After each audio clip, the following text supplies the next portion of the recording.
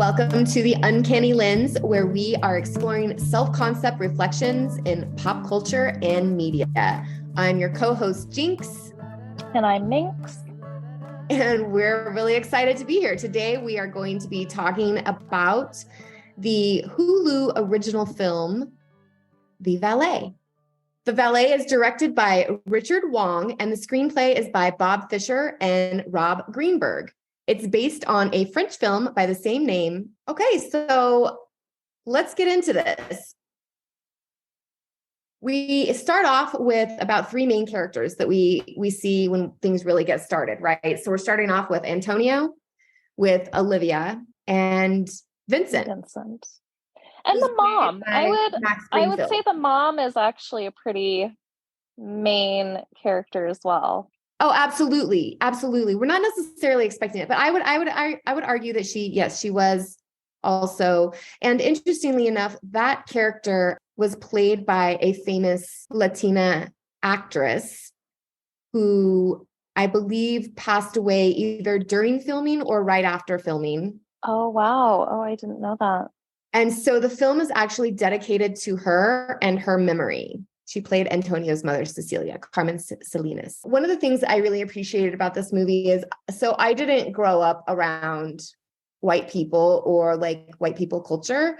I grew up around Hispanic and Latino culture. So I really appreciated seeing the juxtaposition between, I guess they're specifically dealing with rich white people in this film, with a Latino community. In LA. Yeah, yes, in LA.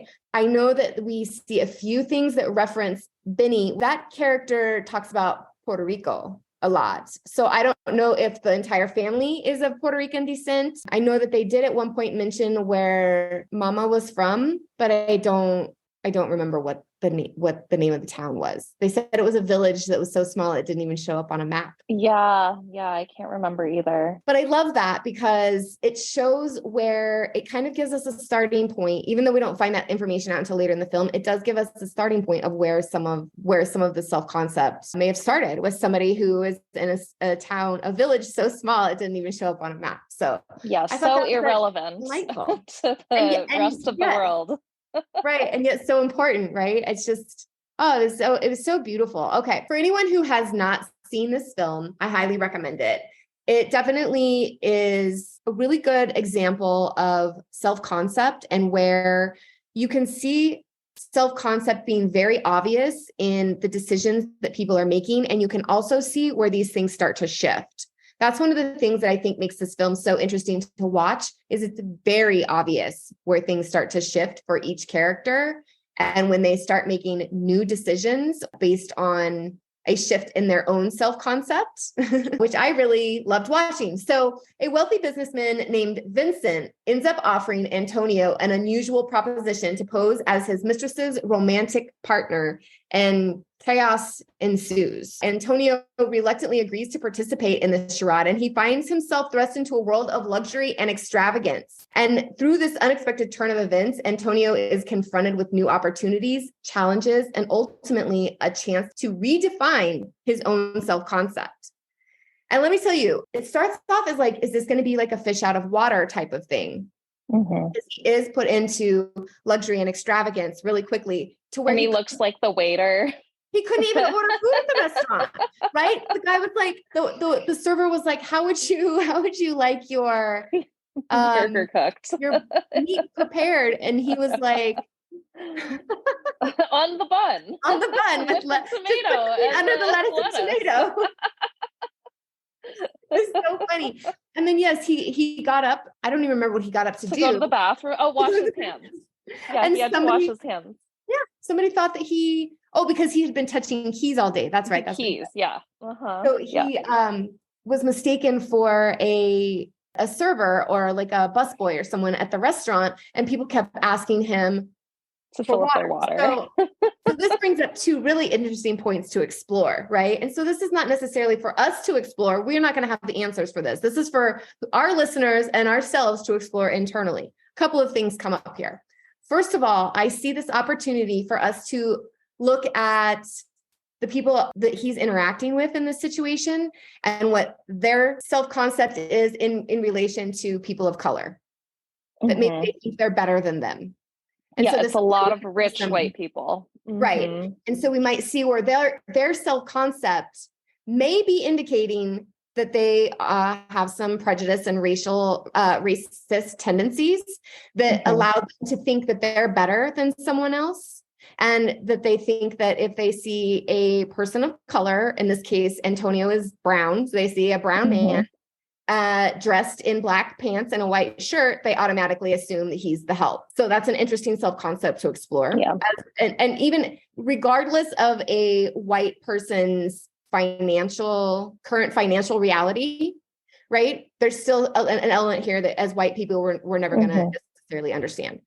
So the other thing that I think is interesting to explore is Antonio's self-concept in that, and whose self-concept is shaped more by the other, right? Is Antonio's self-concept was it shaped when he was younger, seeing his other family members treated this way, seeing himself being treated this way by other people. And so this is a self-concept that he developed, that he was not anything worthy, doesn't deserve.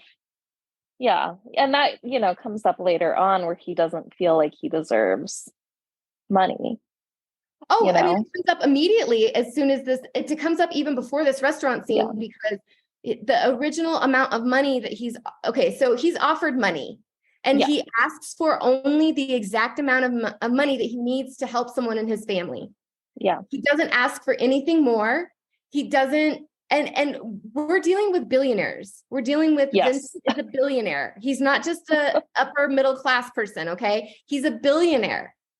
The amount of money that Antonio originally agreed to accept for helping in this situation, like $12,000, like 12,000, exactly, like 850, something like that. Yeah.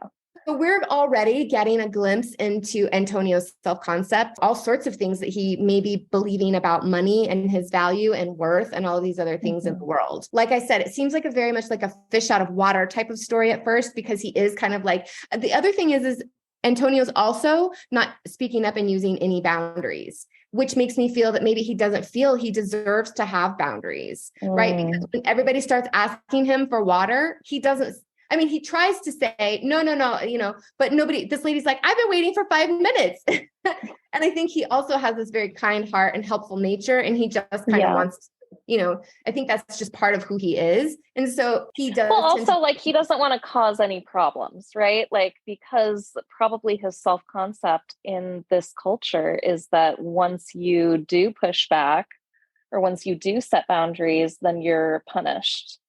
Well, I think even one of his cousins or friends mentioned something similar to that later when they have Olivia, they're trying to help Olivia after she took some anxiety medication with some alcohol and she gets too intoxicated. She's not like in trouble or in danger or anything. She just needs some help getting to the car and getting out so the press doesn't see. And so Antonio calls on some of his buddies and family members to come help. And they talk about how they need to drive a certain speed limit.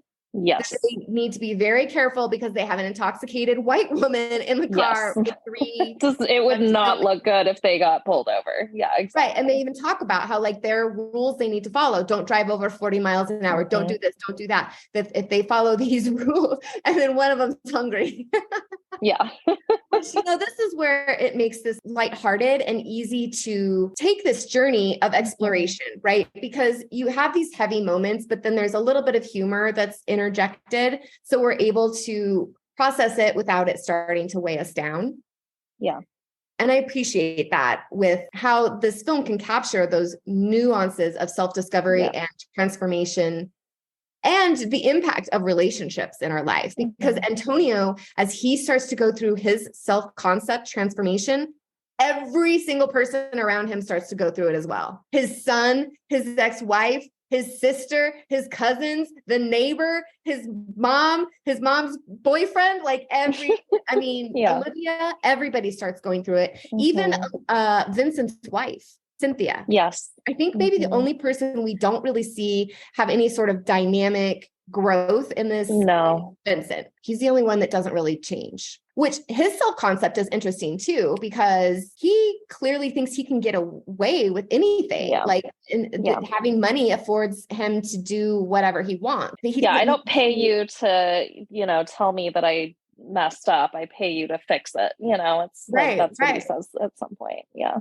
And even at a point later in the film where he comes into contact with one of the characters that he had, a lot of contact with, doesn't even recognize him. Yeah.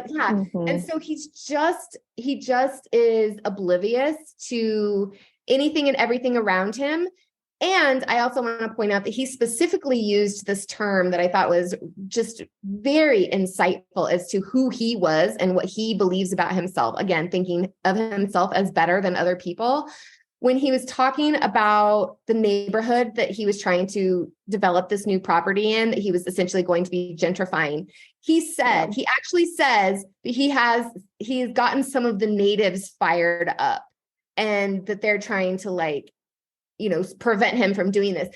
And that he chose those particular words, I think just shows so much about who he is as a character. And how his facade of being desirable and attractive because he's successful is just he's just nothing but toxic, like garbage. He's just toxic. Everything and about him, nothing he says is real. Yeah, it's just you see him lying. Yeah, it's fascinating. It's fascinating because he does get away with it for a while, but his wife, Cynthia, at first we think that she might be getting one played, pulled over on her. She might be getting played. We see throughout the film that she's usually about a step ahead of him, and that she eventually gets to a point, along with everybody else, that they have a shift. And so I want to talk about Antonio's shift because I felt like it was a sparkling moment, right? It was.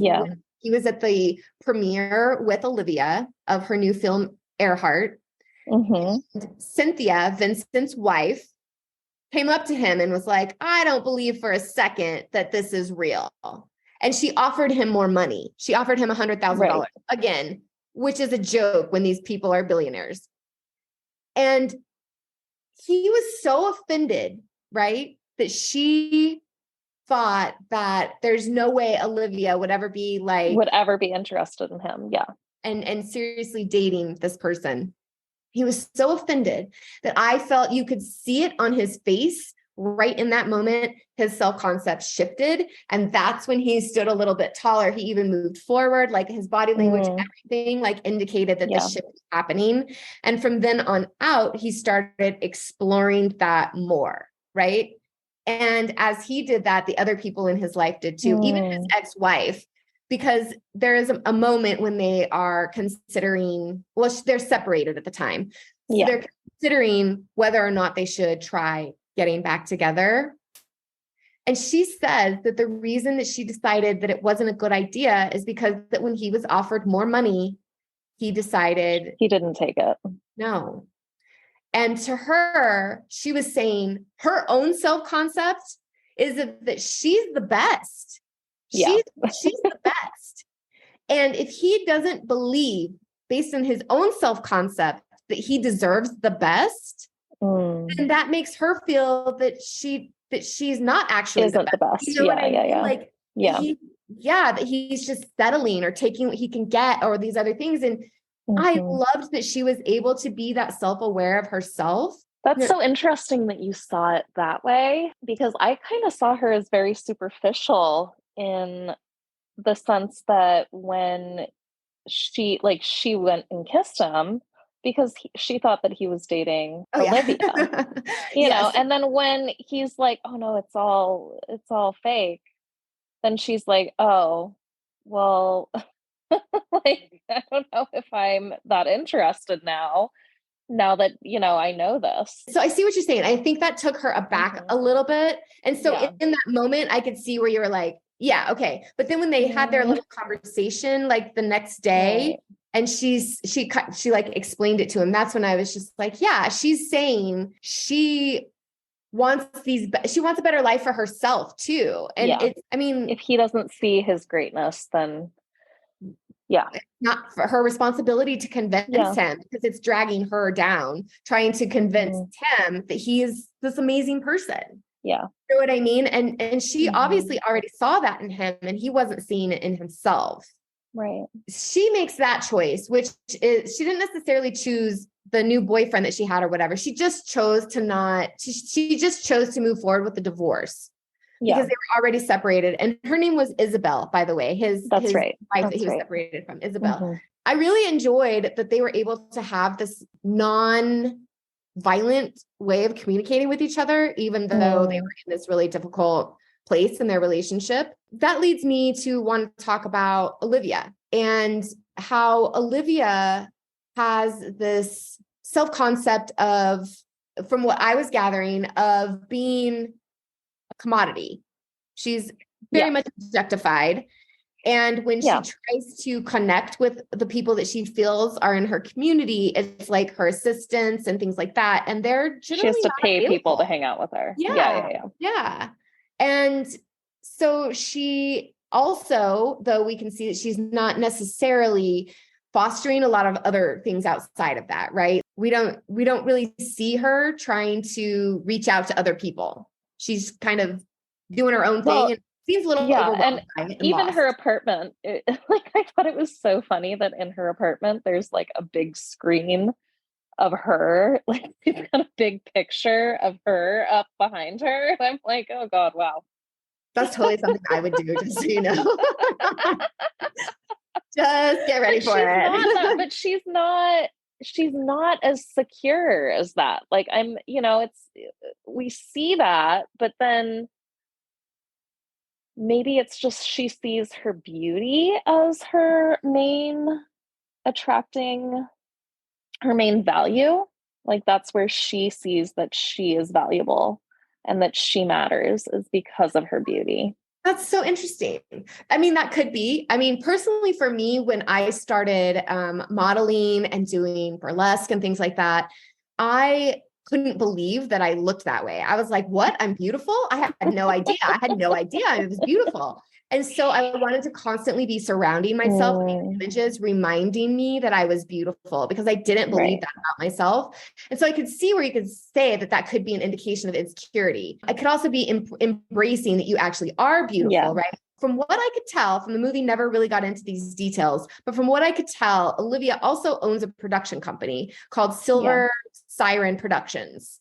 And it just feels like that was just like her life. And that's where she was getting her value from, was from like her whatever she was doing, like creatively.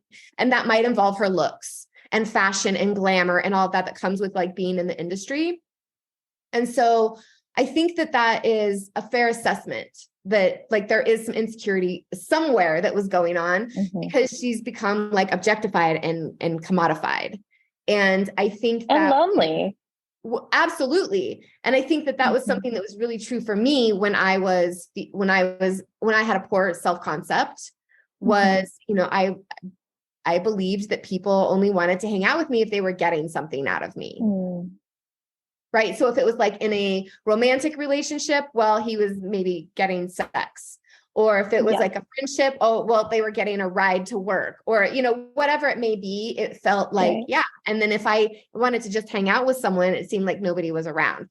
So, I mean, I could relate to Olivia in a lot of ways. One of the ways I didn't relate was that she did have a lot of really toxic self-medicating habits, I guess, but we see a shift.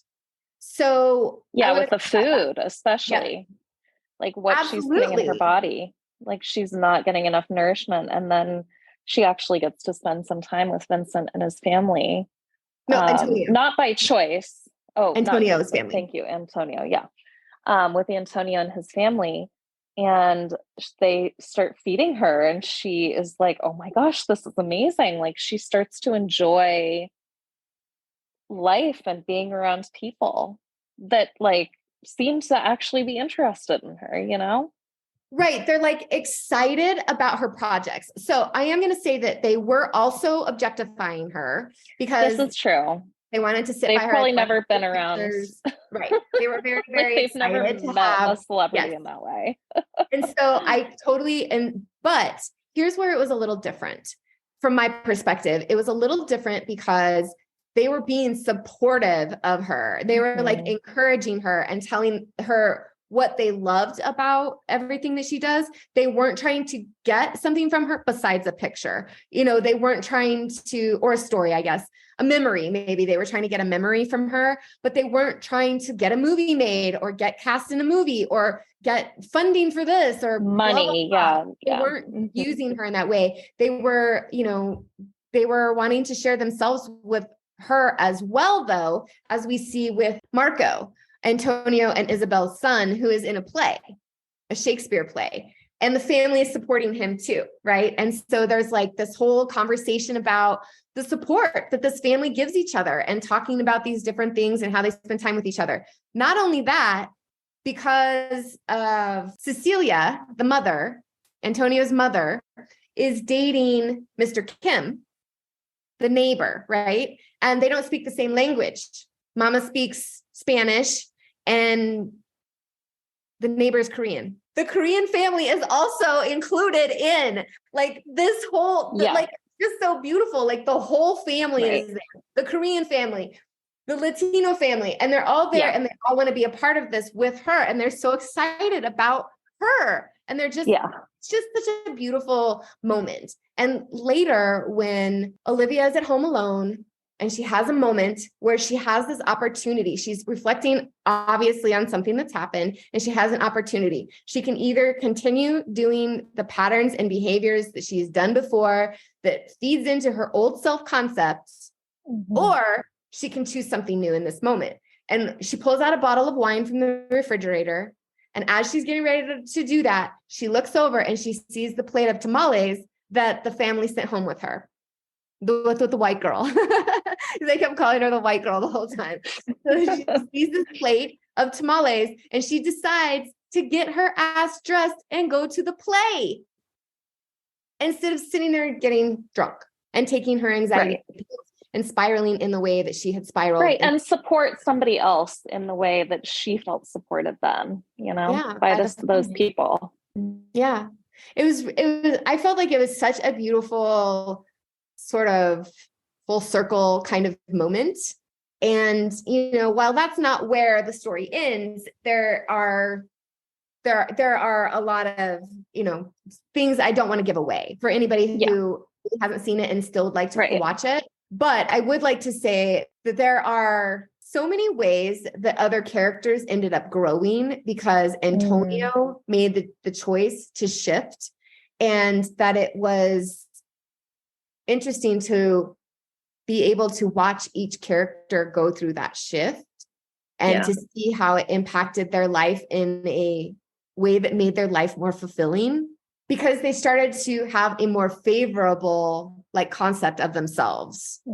So this leads to Antonio having a change in his employment, level up in his employment, which leads to a level up in his financial situation. The shift in his self-concept actually brought him a financial windfall because of how everything played out in the end with the arrangement that was originally set up with Vincent. And it's just so interesting that this film really effectively illustrates how when you have that shift, it can start to change everything else in your life. And it's a domino effect. It affects your loved ones and the people who are around you as well.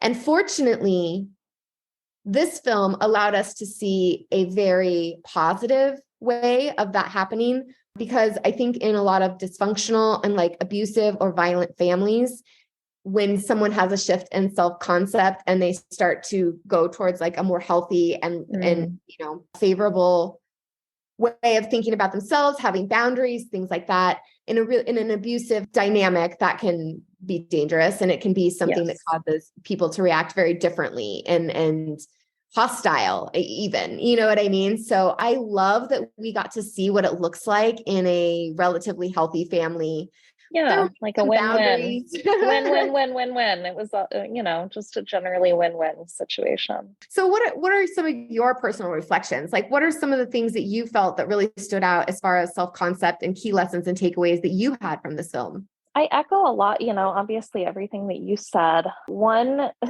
thing that I'll just point out that I thought was really funny, because I'm a mom, and there was that mother character at the beginning. And when she starts talking about her sexual relationship with her new partner, Mr. Kim, everybody's just like mortified by the fact that this woman has needs.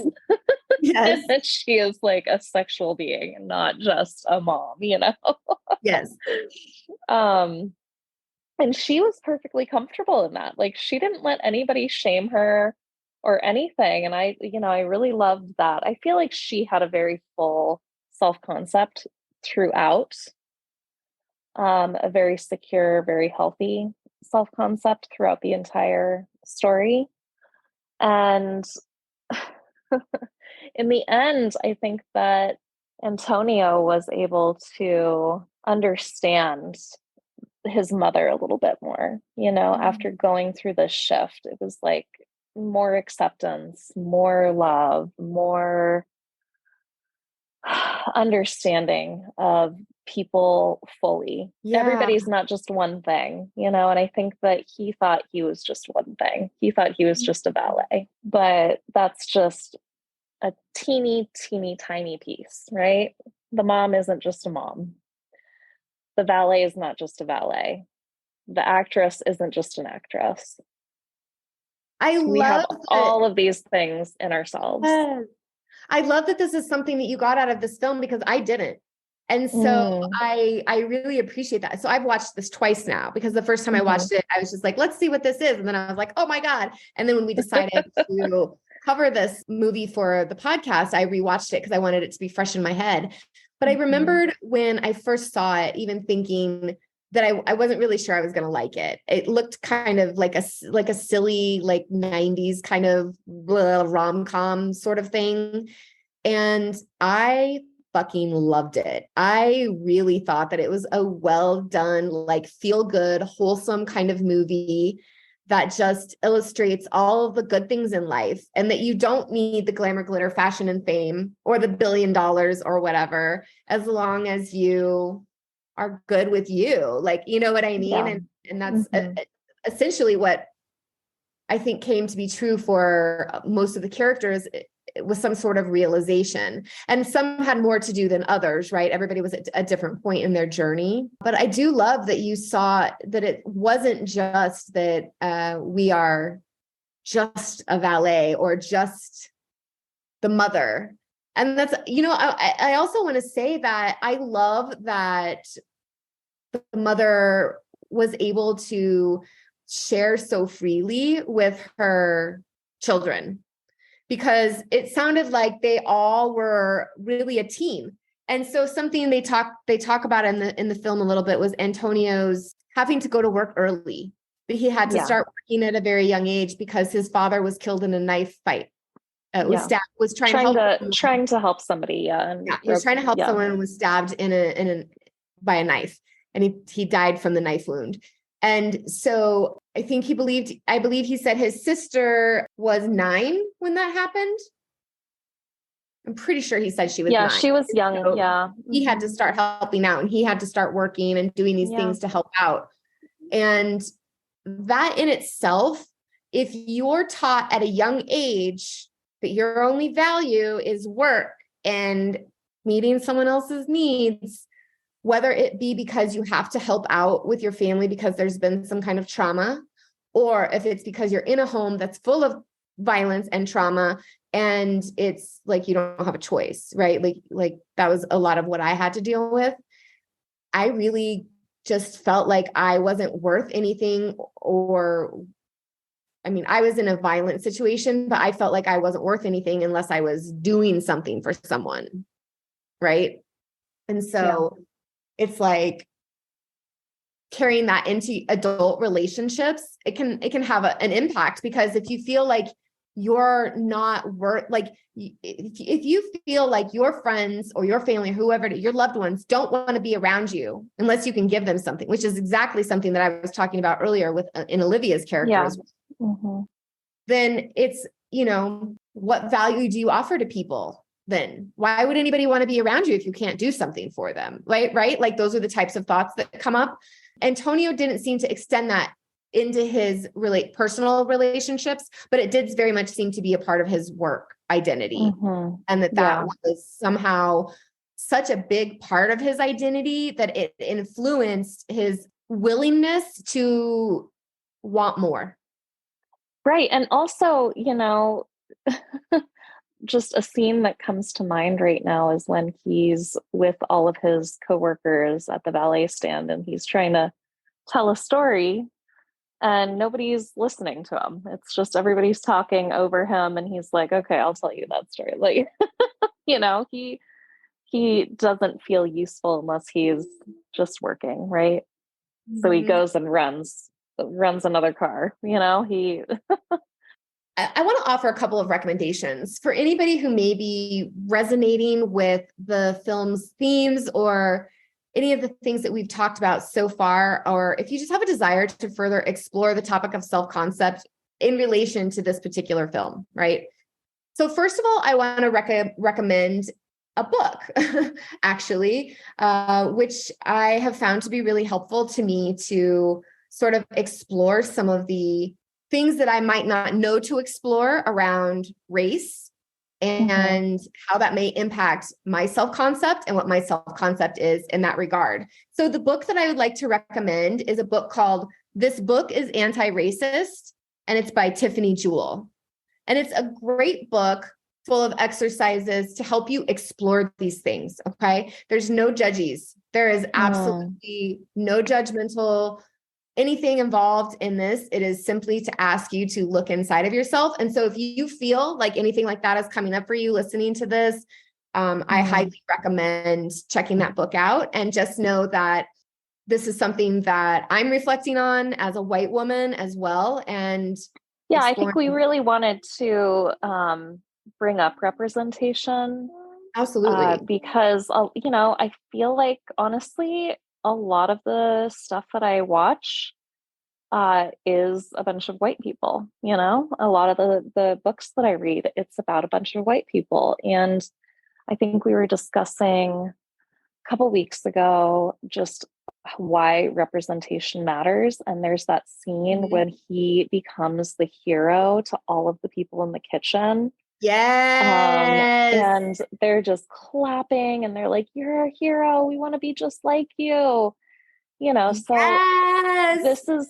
that to me just showed why representation is just so, so, so important. And we want to cover stories that represent and tell the stories of everyone. We want to hear this. We want to see this. We want to see how this impacts our world and how it can bring us all better understanding and compassion when we're dealing with people in the real world, Oh my God, I love that. Yes. And so here's another thing too, is that you just mentioned about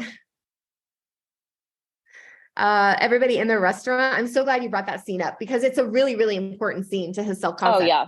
You can start seeing it. Like you can tell that the shifts that he's made internally are playing out in his physical reality at that point, which is super exciting, right? That's what we all want, to manifest our visions, right? The things that we're completely. So, okay. So then what's even really cool about that is that so it's impacted everybody in his world. Blah, blah, blah. Now it starts impacting all these people who are not even in their worlds, right? So we see a scene where the pool guy goes up to Olivia and is like, hey, when you're done with him, so like you can upgrade. Yeah. So like Antonio having this shift in his self-concept actually like was a catalyst for this pool guy having a shift in his self-concept. And the pool guy and Antonio never meet. They're never on screen. That's the only time we see the pool guy. That's it. And then later we also see something similar happen when Antonio's at work and a supermodel pulls up in like a Ferrari or something. And they're talking about how she has like a billboard up on like Santa Monica or on Sunset or something. And she gets out of the car and she walks over to Antonio, all sexy model, slow walk, right? Over to Antonio and like gives him a card. And says, if things don't work out with Olivia, give me a call. And like gives him a little kiss on the cheek. And so the way that like shifted things for everyone, right? Yeah, representation does matter in every sense of the word, because it helps shape our self-concept. And when it would be different if we lived in a world that was just all, if we were just all in the ether, you know what I mean? And everything was just invisible energy or whatever, you know, but we live in a physical world. So there are different perspectives everywhere you go. Yeah. So I'm really glad we chose this story to tell this week or to talk about this week. And I think that that's going to be something that we focus on regularly. At least I hope that is. That's my intention. And I know that you agree that this is an important piece of media in our society today. So I agree. And I also want to recognize that as two white women, that we are figuring this out too. And that we're not going to have the answers. We're not going to understand everything because we literally can't. But we're trying. Yeah, we want to. We want to understand to the ability that we are able to. I mean, there are just some things that we won't understand though because of we won't experience. Yeah, we won't firsthand. But we can. I think that watching these types of stories unfold and, reading these books and, just, gosh, what other media? Well, I mean, I think edit that part wanting to participate in the growth that can come from the media that we interact with is what's important. Exactly. Because you can watch that movie and you can sit down, have dinner, watch that movie on a Friday night or whatever, and then go about your weekend and never think of it again. And all that, what did that do? I mean, I don't know. Did it just put more like media in your head that's just being unprocessed and unfiltered? I don't know. I don't know how everybody like kind of digests the media. Yeah, this is a good way. Yeah, exactly. So that's kind of what we're trying to offer, is that we can do the convivially consume. Right? Did I say that right? Yes, exactly. And we're consuming, we're digesting in a way that brings more than just brief entertainment, but brings a deeper understanding and compassion along with it. And I believe that as people listen to us sort of reflect, process, and discuss all of these things, it'll bring up different things that they've experienced in their life where they can say, oh, I've also had that too. What does my self-concept look like in this situation? Yeah. And also be something where we can, hopefully apply it to not only this particular piece of media, but other forms that we might be exposed to throughout the week, and just maybe even relate it back to this discussion. Like that's really to get your mind thinking in a different way than you may be used to thinking about your media, so that it's benefiting you rather than overwhelming you. Yeah. Awesome. Yeah. So if you're into it, if you like what we're doing here, we obviously would love it if you would subscribe, like, share. Send us your recommendations. Leave us some comments and let us know what thoughts you had about self-concept with the particular, piece that we're talking about.